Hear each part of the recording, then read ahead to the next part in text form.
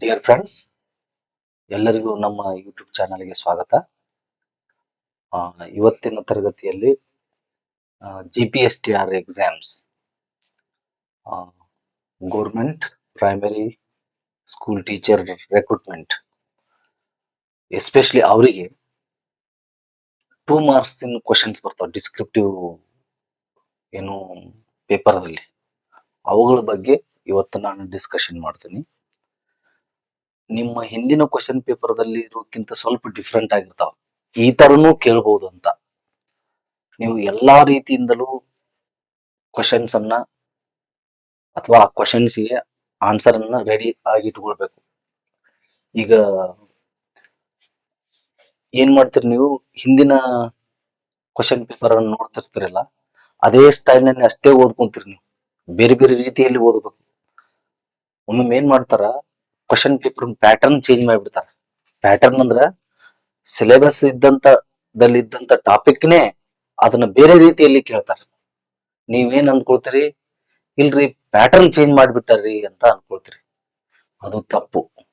ಈಗ ಒಂದು ಟಾಪಿಕ್ ಇತ್ತು ಅಂತಂದ್ರ, ಫಾರ್ ಎಕ್ಸಾಂಪಲ್ ಲಿಂಕರ್ಸ್ ಅಂತ ಗ್ರಾಮರ್ ಟಾಪಿಕ್ ಇತ್ತಂದ್ರ ಯಾವ ರೀತಿಯಲ್ಲಾದ್ರೂ ಕೇಳ್ಬೋದು ಅದನ್ನ ಅವ್ರು. ಟೆನ್ಸ್ ಇತ್ತಂದ್ರ ಯಾವುದೇ ರೀತಿಯಲ್ಲಾದ್ರೂ ಕೇಳ್ಬೋದು. ಈ ಹಿಂದಿನ ಕ್ವಶನ್ ಪೇಪರ್ದಲ್ಲಿ ಒಂದೇ ರೀತಿಯಾಗಿ ಕೇಳಿರ್ತಾರ, ಅದೇ ರೀತಿಯಾಗಿ ಕೇಳ್ತಾರಂತ ಇಟ್ಕೊಳ್ಳೋಂಗಿಲ್ಲ. ಎಲ್ಲಾ ರೀತಿಯಲ್ಲೂ ನಾವು ಯೋಚನೆ ಮಾಡ್ಬೇಕು. ಓಕೆ, ಆತರ ಒಂದಿಷ್ಟು ಕ್ವಶನ್ಸ್ ಗಳನ್ನ ತಗೊಂಡು ಬಂದಿ ನಾನು. Match the following, idioms, directions 2 ಮಾರ್ಕ್ಸಿಗೂ ಬರ್ಬೋದು, 1 ಮಾರ್ಕ್ಸ್ ನಲ್ಲಿನೂ ಇರ್ಬೋದು. ಓಕೆ, ಸ್ವಲ್ಪ ಸ್ಟೈಲ್ ಚೇಂಜ್ ಮಾಡಿನೂ ಕೇಳ್ಬೋದು. ಆ ರೀತಿಯಾಗಿ ನಾನು ಇಲ್ಲಿ ಒಂದಿಷ್ಟು ಕ್ವಶನ್ಸ್ ಅನ್ನ ಡಿಸ್ಕಷನ್ ಮಾಡ್ತೀನಿ. ಇವುಗಳು ಓನ್ಲಿ GPSTR ಅಂತ ತಿಳ್ಕೊಳ್ಬಾಡ್ರಿ. ಎಲ್ಲಾ ಎಕ್ಸಾಂಪು ಇನ್ ಡೈರೆಕ್ಟ್ ಆಗಿ ಬಂದೇ ಬರ್ತಾವ, ಇದ್ದೇ ಇರ್ತಾವ. Okay, like this. Students mistake ಮಾಡಬಹುದನ್ನ ಇಲ್ಲಿ ಇಂಗ್ಲಿಷ್ ಗ್ರಾಮರ್ಗೆ ಸಂಬಂಧಪಟ್ಟಾಗ ಈ ಎಕ್ಸಾಮ್ಗೆ ಇಂಥವ್ರಿಗೆ ಐತೆ ಅಂದ ತಕ್ಷಣ ಉಳಿದವ್ರು ಬಿಟ್ಬಿಡ್ತಾರ ಅದನ್ನ ಓದೋದು. ಗ್ರಾಮರ್ ಎಲ್ರಿಗೂ ಸೇಮ್ ಇರ್ತದೆ. ಅದು ಡಿಸ್ಕ್ರಿಪ್ಟಿವ್ ಇದ್ರು ನೀವು ಅದನ್ನ ಅಬ್ಜೆಕ್ಟಿವ್ ದಲ್ಲಿ ಬರ್ಬಹುದು. ಅದು ಹಿಂಗಿರ್ತದ. ಅದನ್ನ ಯೋಚನೆ ಮಾಡೋದಿಲ್ಲ ಸ್ಟೂಡೆಂಟ್ಸ್, ತಪ್ಪಾಗಿ ಯೋಚನೆ ಮಾಡ್ತಾರೆ. ಹಿಂಗಾಗಿ ಕ್ವಶನ್ಸ್ ಅನ್ನ ಬಿಡ್ಸಾಕ ಆಗುದಿಲ್ಲ. ಓಕೆ, ನೋಡ್ರಿ, first one, complete the following idioms using the meanings next to them as clues. ಈ ತರ ಒಂದು ಸ್ಟೈಲ್ ನಲ್ಲಿ ಬಂದಿದೆ ನೋಡಿ. ಇಡಿಯಂ ಇದು. Idioms are the expressions which have special meaning. They do not have literal meaning. Okay, literal meaning ಇರುವುದಿಲ್ಲ ಅವಕ್ಕೆ. ಇಲ್ಲಿ ಫಿಶ್ ಅಂದ್ರ ಮೀನು ಅಂತ ಅರ್ಥ ಇರುವುದಿಲ್ಲ, ಇದಕ್ಕೆ ಲಿಟರಲ್ ಮೀನಿಂಗ್ ಅಂತಾರ. ಫಿಶ್ ಅಂದ್ರೆ ಏನು, ಲಿಟರಲ್ ಮೀನಿಂಗು ಮೀನು. ಓಕೆ, ಔಟ್ ಆಫ್ ಅಂದ್ರೆ ಹೊರಗೆ, ಮೀನು ಹೊರಗೆ ಅಂತ ಈ ಅರ್ಥ ಇರುವುದಿಲ್ಲ, ಲಿಟರಲ್ ಮೀನಿಂಗ್ ಅಂತೀವಿ. ಈ ಅರ್ಥ ಬಿಟ್ಟು ಬೇರೆ ಸ್ಪೆಷಲ್ ಮೀನಿಂಗ್ ಇರ್ತದೆ, ಅದಕ್ಕ ಏನಂತಾರ, ಇಡಿಯಮ್ಸ್ ಅಂತ ಹೇಳ್ತಾರ. ಓಕೆ, ಈಗ ನೋಡ್ರಿ, ಈ ತರ ಕೇಳ್ಬಹುದು. ನಾ ಇಲ್ಲಿ 5 ಒಂದೊಂದು ಎಕ್ಸ್ಟ್ರಾ ಕೊಟ್ಟಿನಿ. 4 ಕೊಟ್ಟು 2 ಮಾರ್ಕ್ಸ್ ಕೊಡ್ಬೋದು, ಒಂದಕ್ಕ ಹಾಫ್ ಮಾರ್ಕ್ಸ್ ಇಡಬಹುದು ಅವ್ರು. ಓಕೆ, ಆ ಅರ್ಥದಲ್ಲಿ. ಈಗ ನೋಡ್ರಿ, ಫಿಶ್ ಔಟ್ ಆಫ್, ಇಲ್ಲಿ ಒಂದು ವರ್ಡ್ ಬರ್ತಿರ್ತದೆ, ಡ್ಯಾಶ್ ಕೊಟ್ಟಿದಾರ. ಒಂದು ವರ್ಡ್ ಯೂಸ್ ಮಾಡಿದ್ರೆ ಅದು ಒಂದು ಇಡಿಯಂ ಕಂಪ್ಲೀಟ್ ಆಗ್ತಿರ್ತದೆ. ಇಲ್ಲಿ ಒಂದು ವರ್ಡ್, ಇಲ್ಲಿ ಒಂದು ವರ್ಡ್, ಇಲ್ಲಿ ಒಂದು ವರ್ಡ್, ಇಲ್ಲಿ ಒಂದು ವರ್ಡ್. ಇಲ್ಲಿ ಒಂದು ವರ್ಡ್ ಯೂಸ್ ಮಾಡಿದಾಗ ದಿಸ್ ಇಡಿಯಂ ವಿಲ್ ಕಂಪ್ಲೀಟ್. ಅದೇನು, ವಿಲ್ ಬಿ ಕಂಪ್ಲೀಟೆಡ್. ಇದು ಏನಾಗುತ್ತಾ, ಕಂಪ್ಲೀಟ್ ಇಡಿಯಂ ಆಗುತ್ತೆ, ಒಂದು ಇಡಿಯಂ ಆಗುತ್ತೆ. ಆ ವರ್ಡ್ ಅನ್ನ ಕಂಡುಹಿಡಿಬೇಕು ನೀವು. ಆ ವರ್ಡ್ ಯೂಸ್ ಮಾಡಿದ್ರೆ ಅದ್ರ ಮೀನಿಂಗ್ ಅವ್ರು ಕೊಟ್ಟಿದ್ದಾರೆ ಇಲ್ಲಿ, ಅನ್ಕಂಫರ್ಟೇಬಲ್ ಅಂತೇಳಿ. ಓಕೆ, ಇದ್ರ ಮೀನಿಂಗ್ ಒಂದ್ ವರ್ಡ್ ಯೂಸ್ ಮಾಡಿದ್ರಂದ್ರ ಇದ್ರ ಮೀನಿಂಗ್ ಏನಾಗುತ್ತೆ, ಅನ್ಕಂಫರ್ಟೇಬಲ್ ಆಗುತ್ತೆ ಅಂತ ನಿಮಗೆ ಇಷ್ಟು ಈಸಿ ಮಾಡಿ ಕೊಟ್ಟಿದ್ದಾರೆ ಅವ್ರು. ಓಕೆ, ನೋಡ್ರಿ, ಫಿಶ್ ಔಟ್ ಆಫ್ ಅಂತಿರ್ತಾರೆ ನೋಡ್ರಿ. Fish out of water, fish out of water. ನೀರಿನ ಹೊರಗೆ ಬಿದ್ದ ಮೀನಿನಂತೆ ಒದ್ದಾಡಕತ್ತನವ. ನೀರಿನಿಂದ ಹೊರಗೆ ಬಿದ್ದ ಮೀನಿನಂತೆ ಒದ್ದಾಡಕತ್ತನವ ಅಂತಂದ್ರೆ feeling difficulties, uncomfortable, like this. Uncomfortable ಅಂತ ಇದ್ರ ಅರ್ಥ, ಅನ್ಕಂಫರ್ಟೇಬಲ್ ಅಂತ ಅರ್ಥ ಅವರೇ ಕೊಟ್ಟಿದ್ದಾರೆ. Like this, fish out of water. This ನೋಡ್ರಿ, ಒಂದು ವಿಡಿಯೋದಲ್ಲಿ ಹೇಳಿದೀನಿ ನಾನು already. Man of letters, man of letters. Man of letters. Man of letters ಅಂದ್ರೆ ಸ್ಕಾಲರ್ ಅಂತ, ಪಂಡಿತ. ಒಂದು ವಿಷಯದಲ್ಲಿ ಅಗಾಧ ಜ್ಞಾನ ಉಳ್ಳವರಿಗೆ ಏನಂತಾರ? ಪಂಡಿತ ಅಂತಾರ. ಅವ್ರಿಗೆ ದೊಡ್ಡ ಪಂಡಿತರೇವ ಅಂತಾರ. ಒಂದು ವಿಷಯದಲ್ಲಿ ಅಷ್ಟೇ ಅಲ್ಲ, ಬಹಳಷ್ಟು ವಿಷಯಗಳಲ್ಲಿ ಅವರಿಗೆ ಜ್ಞಾನ ಹೆಚ್ಚಿರ್ತದ, ಅಂತವ್ರಿಗೆ ಸ್ಕಾಲರ್ ಅಂತಾರ. ಲೆಟರ್ಸ್ ಅಂತ ಒಂದು ವರ್ಡ್ ಬಿಟ್ಟಿದಾರ ಅವ್ರು. ಮ್ಯಾನ್ ಆಫ್ ಲೆಟರ್ಸ್ ಅಂದ್ರ ಸ್ಕಾಲರ್ ಅಂತ ಅರ್ಥ. Man of letters, scholar. ಇವು ಲಿಟರಲ್ ಮೀನಿಂಗ್ ತಗೊಳಂಗಿಲ್ಲ. Next one, a dash in the cap ಅಂತಾರ. ಅದರ ಅರ್ಥ ಏನಂದ್ರೆ ಅಚೀವ್ಮೆಂಟ್. ಇಲ್ಲಿ ಒಂದು ಡ್ಯಾಶ್ ಕೊಟ್ಟಿದ್ದಾರೆ ಅವ್ರು, ಬ್ಲಾಂಕ್ ಸ್ಪೇಸ್ ಇದೆ. A feather, a feather in the cap. A feather in the cap ಅಂದ್ರೆ achievement. He is a feather in the cap for our college ಅಂದ್ರೆ ಒಂದು ದೊಡ್ಡ ಅಚೀವ್ಮೆಂಟ್ ಮಾಡಿದ್ನು, ಒಂದು ಕಿರೀಟ ಇದ್ದಂಗ ಅಂತ ಅರ್ಥ ಅದು. A feather in the cap ಅಂದ್ರೆ ಕಿರೀಟ. ಅವ್ನು ನಮ್ಮ ಕಾಲೇಜಿನ ಕಳಸ, ಕಿರೀಟ ಇದ್ದಂಗ್ರಿ ಅಂತಾರ ನೋಡ್ರಿ, ಅದಕ್ಕೆ A feather in the cap ಅಂತಾರ. ಬಟ್ ಇನ್ನೊಂದ್ ಅರ್ಥ ಅಚೀವ್ಮೆಂಟ್. ಅಚೀವ್ಮೆಂಟ್ ಮಾಡಿದ್ದಕ್ಕ ಆ ತರ ಮಾತಾಡ್ತಿರ್ತೀವಿ ನಾವು. ನಮ್ ಕಾಲೇಜಿನ ಕಿರೀಟ ಅವ ಅಂತಿರ್ತೀವಿ. ಓಕೆ, ಅದು ಏನು? A feather in the cap. Next, turn over a new dash. Turn over a new change for the better. Okay, ಏನು? ಉತ್ತಮ ವಿಷಯಕ್ಕೆ ಬದಲಾವಣೆ ಆಗುವುದು, ಉತ್ತಮ ಸ್ಥಿತಿಗೆ ಮರಳುವುದು. Okay, change for the better, ಒಳ್ಳೆಯದಕ್ಕಾಗಿ ಬದಲಾವಣೆ ಆಗುವುದು, ಉತ್ತಮ ಸ್ಥಿತಿಗೆ ಹೋಗುವುದು. ಏನಂತಾರೆ ಅದಕ್ಕೆ? Turn over. ಒಂದ್ ವರ್ಡ್ ಮಿಸ್ ಆಗಿದೆ ನೋಡ್ರಿ, new leaf. Leaf, turn over a new leaf. Okay, ಈಗ ನೋಡಿ, ಗಿಡ ಎಲೆಗಳು ಉದುರು ಹೋಗ್ಬಿಡ್ತಾವ ಸೀಸನ್ ವೈಸ್, ಮತ್ತೆ ಚಿಗುರು ಹೊಡಿತಿರ್ ನೋಡ್ರಿ, ನ್ಯೂ ಲೀಫ್. ಹೊಸ ಚಿಗುರು ಹೊಡಿತಿರ್ತಾವ, ಎಲೆಗಳು ಬರ್ತಿರ್ತದ. ಓಕೆ, ಏನಂತೀವಿ ಅಂದ್ರ ಒಂದು ಹೊಸ ಬದುಕಿಗೆ ದಾರಿ ಆಗೋದು, ಅಥವಾ ಹೊಸ ಬದುಕನ್ನ ನಡೆಸುವುದು ಅಂತಾನೂ ಅರ್ಥ. Okay, like this, turn over a new leaf, change for the better. Next, on, get on like a house on. Get on like a house on means good relationship. Become friendly.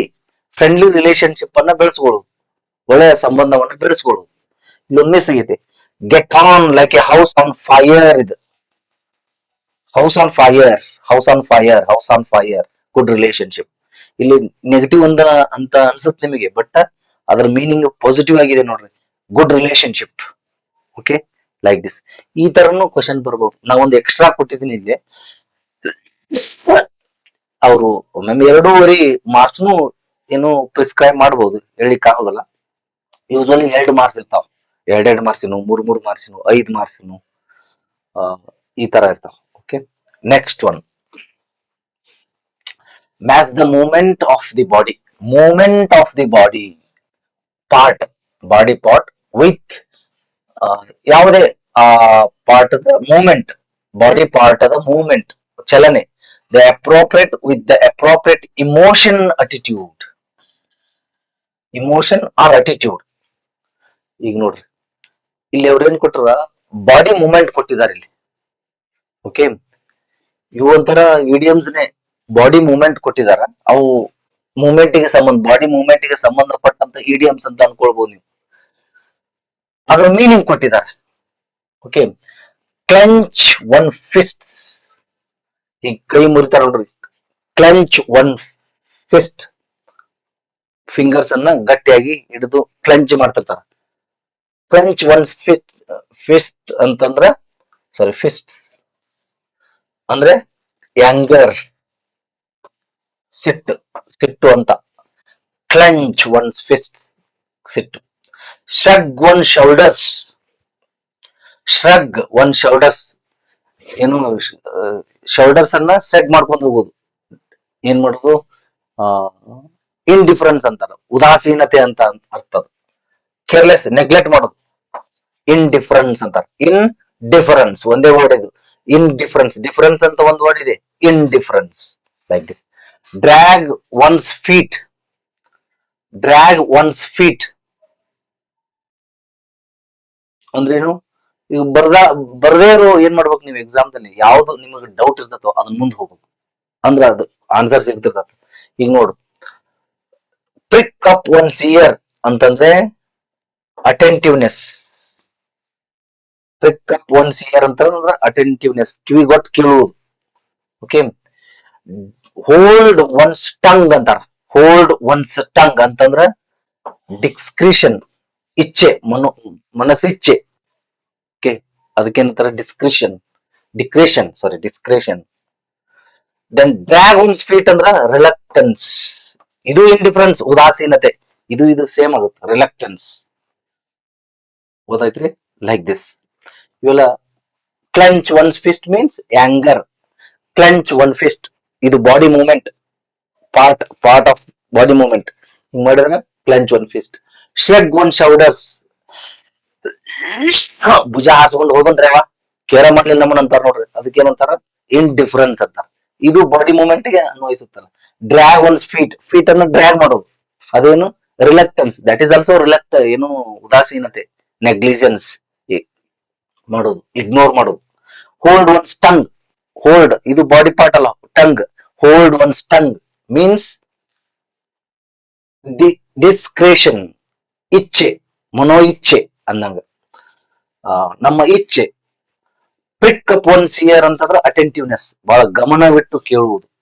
Prick up one's year, ಕಿವಿ ಹಿಂಗ್ ಕೊಟ್ಟು ಕೇಳು, ಗಮನವಿಟ್ಟು ಕೇಳು. ಎಲ್ಲ body movement ಗೆ ಸಂಬಂಧಪಟ್ಟಂತ idioms ಇವು. Okay, ಇವುಗಳನ್ನ 4 ಕೊಡ್ತಾರ, ಹೆಂಗಾದ್ರೂ ಕೇಳ್ಬೋದು ಅವ್ರು. 4 ಕೊಡ್ತಾರ, ಅದಕ್ಕೆ 2 ಮಾರ್ಕ್ಸ್ ಪ್ರಿಸ್ಕ್ರೈಬ್ ಮಾಡ್ತಾರೆ. ಓಕೆ, ಲೈಕ್ ದಿಸ್ ಅವಾರ್ಡ್ ಮಾಡ್ತಾರೆ 2 marks. Next, complete the proverbs. ಈ ಪ್ರೊವರ್ಬ್ಸ್ ಇದೆ ನೋಡ್ರಿ. By matching A with B. Proverbs by matching A with B. ಈಗ ನೋಡ್ರಿ, ಈ ಕಡೆ ಇದ್ದದ್ದು ಪ್ರೊವರ್ಬ್ಸ್. ಓಕೆ, ಈ ಕಡೆ ಇದ್ದಿದ್ದು ಪ್ರೊವರ್ಬ್ಸ್, ಆ ಕಡೆ ಮೀನಿಂಗ್. ಒಂದೇ ಪ್ರೊವರ್ಬ್, ಮೀನಿಂಗ್ ಅಲ್ಲ. ನೀವು ಅದನ್ನ ಕರೆಕ್ಟ್ ಆಗಿ ಮ್ಯಾಚ್ ಮಾಡಬೇಕು. Complete the proverbs by matching A with B. ಇಲ್ಲಿ ಹಾಫ್ ಇದೆ ಅದು. Okay,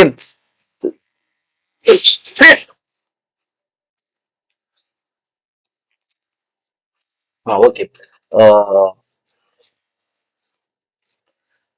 complete the proverbs by matching A with B.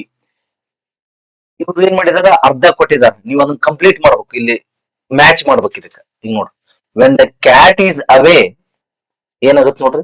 When the cat is ಅವೇ, ನಿಮ್ಗೆ ಗೊತ್ತಾಗದೇ ಇದ್ರೆ ಏನ್ ಮಾಡ್ಬೇಕು, ಮೊದಲು ಬರು ಜೋಡ್ಸ್ಕೊಂಡ್ ಬಿಡ್ಬೇಕು, ಆಮೇಲೆ ನಿಮ್ಗೆ ಸಿಕ್ಬಿಡ್ತದ. Almost answer ಸಿಕ್ತಿರ್ತದ. ಒಂದ್ 2 ಬರ್ತಿದ್ವು ಅಂದ್ರೆ ಈಜಿ ಆಗುತ್ತ ನೋಡ್ರಿ. When the cat is away the mice will play. ನೋಡಿ, ಬೆಕ್ಕು ದೂರ ಇದ್ದಾಗ ಇಲಿಗಳು ಡ್ಯಾನ್ಸ್ ಮಾಡ್ತಿರ್ತಾವಂತ, ಅಥವಾ ಆಟ ಆಡ್ತಿರ್ತಾವಂತ. ಅದರ ಅರ್ಥ ಏನು? ಮೈಸ್ ಅಂದ್ರ ಇಲಿಗಳು, ಮೌಸ್ ಅಂದ್ರ ಇಲಿ ಸಿಂಗುಲರ್, ಮೈಸ್ ಪ್ಲೂರಲ್, ಮೌಸಸ್ ಅಲ್ಲ, ಮೈಸ್ ಪ್ಲೂರಲ್ ಬಹುವಚನ. When the cat is away, cat ದೂರ ಇದ್ದಾಗ, ಇಲ್ದೇ ಇದ್ದಾಗ ಇಲ್ಲಿ ಏನ್ ಮಾಡ್ತಿರ್ತಾವ, ಹೊರಗ್ ಬಂದ ಡ್ಯಾನ್ಸ್ ಮಾಡ್ತಿರ್ತಾವ, ಆಟ ಆಡ್ತಿರ್ತಾವ ಅಂತ ಅರ್ಥ. ಓಕೆ, ಖುಷಿ ಆಗಿರ್ತಿರ್ತದ ಅದಕ್ಕೆ, ಅವಕ್ಕ ಯಾರು ಇರುದಿಲ್ಲ. ಸೊ ಇದ್ರ ಅರ್ಥ ಏನಂತಂದ್ರ, ನಮ್ಮನ್ನು ಇರೋರು ಯಾರು ಇರದೇ ಇದ್ರೆ ನಾವೇ ರಾಜಾರಂತ ತಿಳ್ಕೊಂಡು ಮನಸ್ಸೋ ಇಚ್ಛೆ ನಮ್ಮ ಜೀವನವನ್ನ ನಡೆಸ್ತಿರ್ತೀವಿ ಅಂತ. ಅಥವಾ ಈ ಫಾರ್ ಎಕ್ಸಾಂಪಲ್ ಈ ತರನು ಅರ್ಥದಲ್ಲಿ ಹೇಳ್ಬೋದು. ಇನ್ನೊಂದು ಅರ್ಥದಲ್ಲಿ, ಈಗ ಟೀಚರ್ ಕ್ಲಾಸ್ ನಲ್ಲಿ ಇರದೇ ಇದ್ರೆ ಸ್ಟೂಡೆಂಟ್ಸ್ ಗಲಾಟೆ ಮಾಡ್ತಿರ್ತಾರ ಕ್ಲಾಸ್ ನಲ್ಲಿ. ಈ ಅರ್ಥದಲ್ಲಿ ನಿಯಂತ್ರಣ ಮಾಡೋ ಅಧಿಕಾರಿ ಇರದೇ ಇದ್ರ ಆಫೀಸ್ ನಲ್ಲಿ ಕೆಲಸ ಮಾಡೋರು ಗಲಾಟೆ ಮಾಡ್ತಿರ್ತಾರ, ಅಥವಾ ಕೆಲಸ ಮಾಡುದಿಲ್ಲ. ಈ ಅರ್ಥದಲ್ಲಿ when the cat is away the mice will play, like this. ಈ ಅರ್ಥದಲ್ಲಿನೂ ಹೇಳ್ಬೋದು. ನಿಯಂತ್ರಣ ಮಾಡೋರು ಇರದೇ ಇದ್ರೆ ಆ ಕೆಳಗಿನವರು ಸರಿಯಾಗಿ ಕೆಲಸ ಮಾಡುವುದಿಲ್ಲ ಅಂತ. ಅಧಿಕಾರ ಮಾಡೋರು ಇರದೇ ಇದ್ರೆ ಹೆಂಗಾದ್ರೂ ನಡೀತಿರ್ತದ ಆಡಳಿತ ಅಂತ ಅರ್ಥ. ಹಂಗೂ ತಗೊಳ್ಬಹುದು. ವಾಟ್ ಕಾಂಟ್ ಬಿ ಕ್ಯೂರ್ಡ್, ಯಾವುದನ್ನು ಪರಿಹರಿಸಕ್ ಆಗುದಿಲ್ಲೋ, ಅದು ಯಾವುದನ್ನು ಆರಾಮ್ ಮಾಡಕ್ ಆಗುದಿಲ್ಲೋ, ಓಕೆ, ಯಾವುದಕ್ಕೆ ಚಿಕಿತ್ಸೆ ಕೊಡಕ್ ಆಗುದಿಲ್ಲೋ, ಏನಾಗುತ್ತ, God disposes, beggars might right, there is fire, must be endured. ನೋಡ್ರಿ, ಎಂಡ್ಯೂರ್ಡ್ ಅಂದ್ರೆ ಯಾವುದಕ್ಕ ಚಿಕಿತ್ಸೆ ಕೊಡಕ್ ಆಗುದಿಲ್ಲ ಅದನ್ನ ಅನುಭವಿಸ್ಲೇಬೇಕಂತ, ಬೇರೆ ದಾರಿ ಇರುದಿಲ್ಲ ಅಂತ. ಈಗ ಸಮಸ್ಯೆಗಳಿಗೆ ಪರಿಹಾರವನ್ನು ಕಂಡುಕೊಳ್ಳದೇ ಇದ್ದಾಗ ನಾವು ಅದನ್ನ ಅನುಭವಿಸ್ಲೇಬೇಕು, ಪರಿಹಾರ ಸಿಗದೇ ಇದ್ದಾಗ. No use of thinking over the problems ಅಂತ ಅರ್ಥ.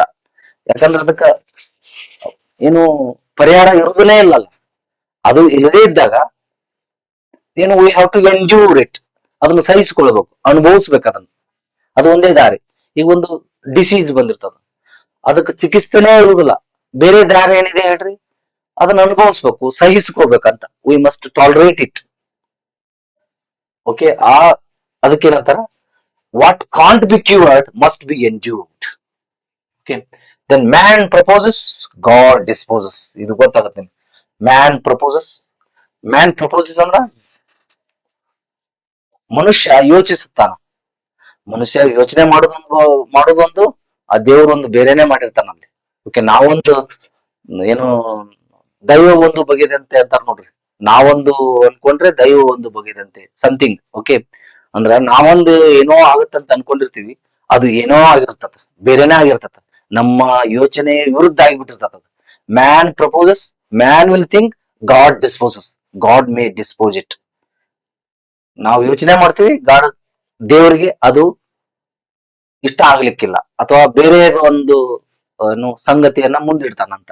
Like this, man proposes, God disposes. Then where there is a smoke, there is a fire. ಎಲ್ಲಿ ಹೊಗೆ ಇರುತ್ತದೆಯೋ ಅಲ್ಲಿ ಬೆಂಕಿ ಇರುತ್ತದೆ. ನಾವು ಅಂತೀವಲ್ಲ, ಎಲ್ಲಿ ಹೊಗೆ ಇರುತ್ತದೆಯೋ ಅಲ್ಲಿ ಬೆಂಕಿ ಇರ್ತದೆ. ಅಂದ್ರೆ ಎಲ್ಲಿ ವದಂತಿಗಳು ಇರ್ತದೋ ಅಲ್ಲಿ ಏನಾದ್ರೂ ಒಂದು ವಿಷಯ ಇದ್ದೇ ಇರ್ರಿ ಅಂತ ಅರ್ಥ. ಯಾರಾದ್ರೂ ಯಾರ ಬಗ್ಗೆ ಆದ್ರೂ ಮಾತಾಡ್ತಾ ಇದ್ರ ಸಮಥಿಂಗ್ ಈಸ್ ದೇರ್ ಅಂತ ಅರ್ಥ. ಏನಾದ್ರೂ ಒಂದು ವಿಷಯ ಇದೆ, ಅದಕ್ಕೆ ವದಂತಿ ಹರಡ್ತಾ ಇದೆ. ಅದು ಒಳ್ಳೇದಿರ್ಬೋದು, ಕೆಟ್ಟದಿರ್ಬೋದು. Where there is a smoke, there is a fire. ಹಾಗೇನಲ್ಲ, ಹೊಗೆ ಇದ್ದಲ್ಲಿ ಬೆಂಕಿ ಇರ್ಲೇಬೇಕಲ್ಲ. ಅಂದ್ರ ಆ ವದಂತಿ ಇತ್ತಂದ್ರ ಅದಕ್ಕೆ ಸಂಬಂಧಪಟ್ಟ ಹಾಗೆ ವಿಷಯ ಏನಾದ್ರೂ ಇರ್ಲೇಬೇಕಲ್ಲ, ಅದು ಖರೆ ಇರ್ಬೋದಲ್ಲ, ನಿಜ ಇರ್ಬೋದಲ್ಲ ಅನ್ನೋ ಅರ್ಥದಲ್ಲಿ. ಓಕೆ, ಸೊ ಅದಕ್ಕೆ there is a smoke, there is fire. Then if wishes were horses, if wishes were horses,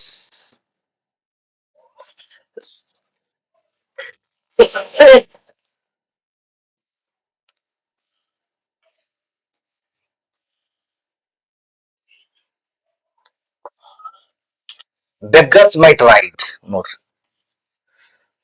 if the wishes were horses, you know, if the wishes were horses, ಆಸೆಗಳು ಇದ್ರಷ್ಟೇ ಅಲ್ಲ, ಅವುಗಳ ಅವುಗಳನ್ನ ನಾವು ಫುಲ್ಫಿಲ್ಮೆಂಟ್ ಮಾಡಕ, ಈಡೇರಿಸಬೇಕಾದ್ರೆ ಪ್ರಯತ್ನ ಪಡ್ಬೇಕಂತ. If wishes were horses, beggars might ride.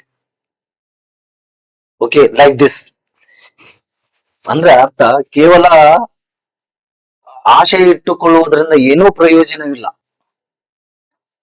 Okay, ದುಡಿದಾಗ ಮಾತ್ರ ಆಸೆಗಳು ನೆರವೇರ್ತಾವ ಅಂತ ಅರ್ಥದಲ್ಲಿ. ಓಕೆ, ಇವಕ್ಕೇನಂತಾರ, ಇವು ಪ್ರವರ್ಬ್ಸ್.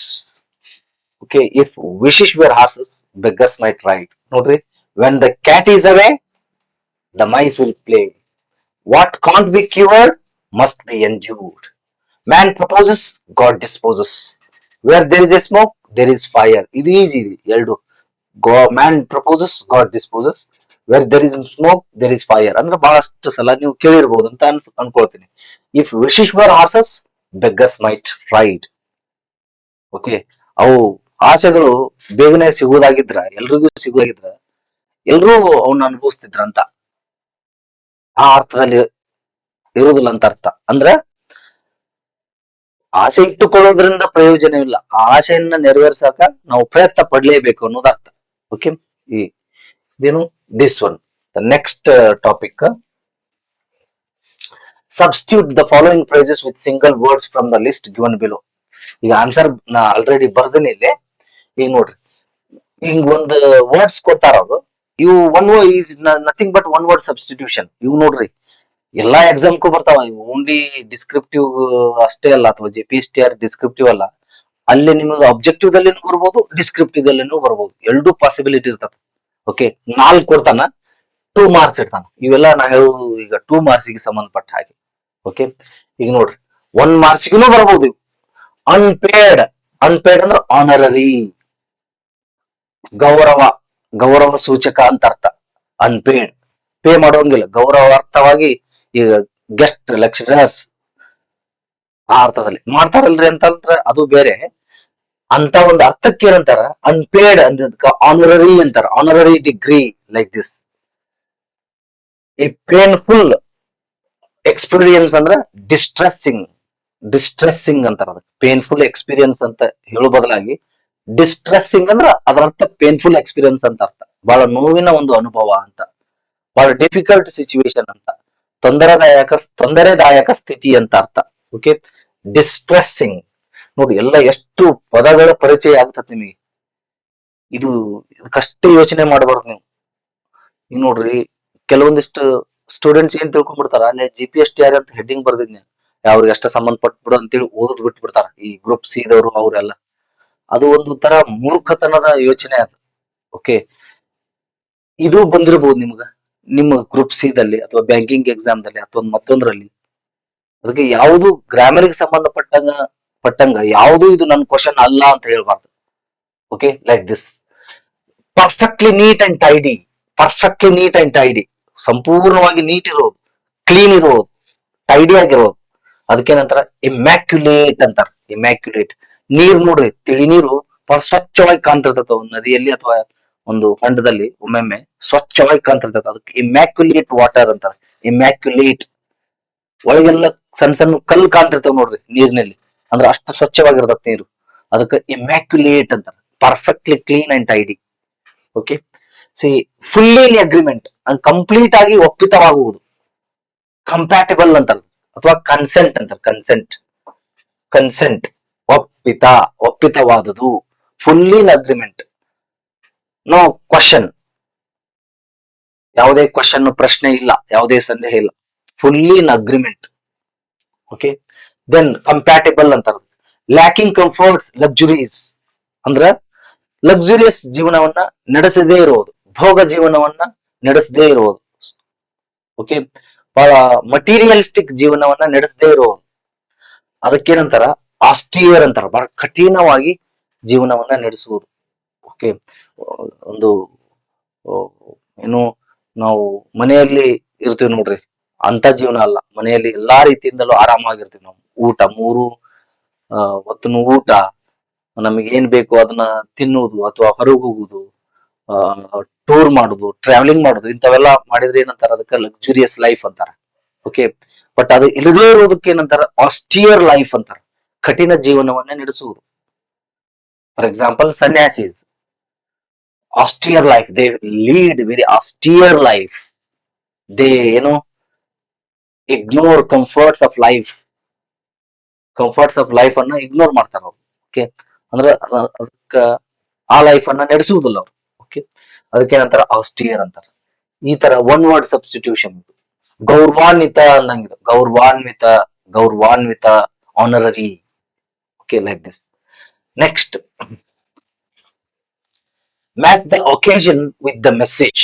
ಒಂದು ಒಕೇಶನ್ ಕೊಟ್ಟಾರ, ಅದಕ್ಕೆ ಮೆಸೇಜ್ ಕೊಟ್ಟಿದಾರ ಅವ್ರು. ಇದು ಒಂದು ಒಕೇಶನ್, ಸಂದರ್ಭ. ಮೆಸೇಜ್ ಏನು ಈ ಸಂದರ್ಭ ಏನ್ ಎಕ್ಸ್ಪ್ರೆಸ್ ಮಾಡುತ್ತದು ಅಂತ.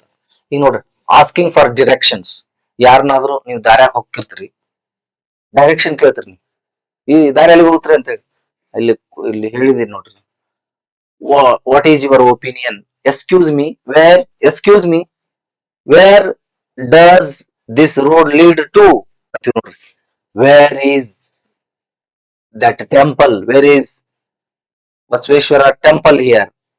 Wear is Karnataka university? Like this. Where is law university?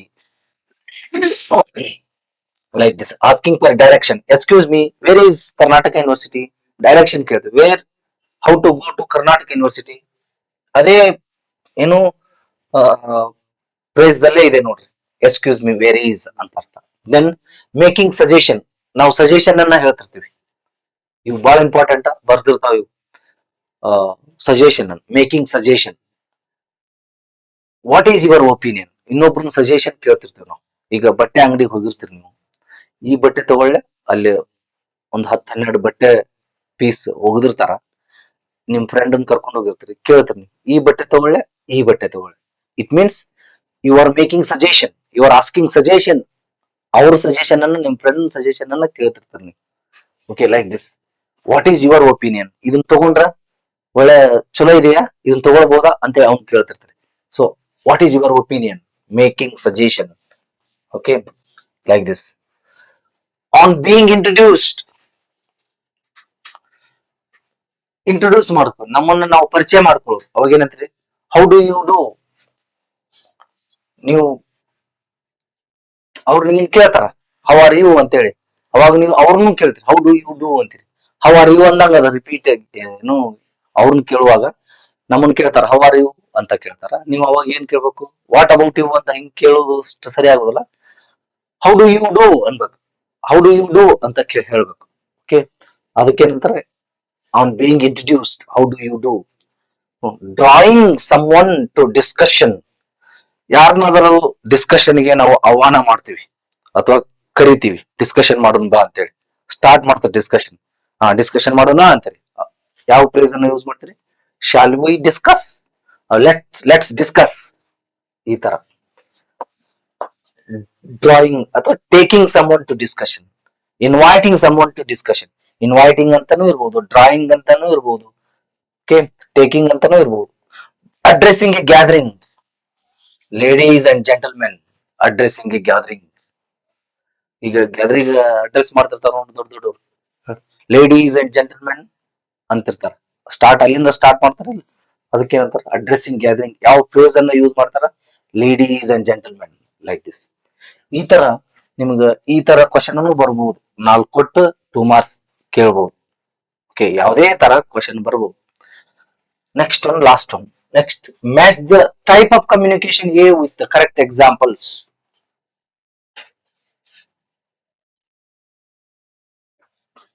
With B. ಈಗ ನೋಡ್ರಿ, match the type of communication A with B with correct examples. You can leave it.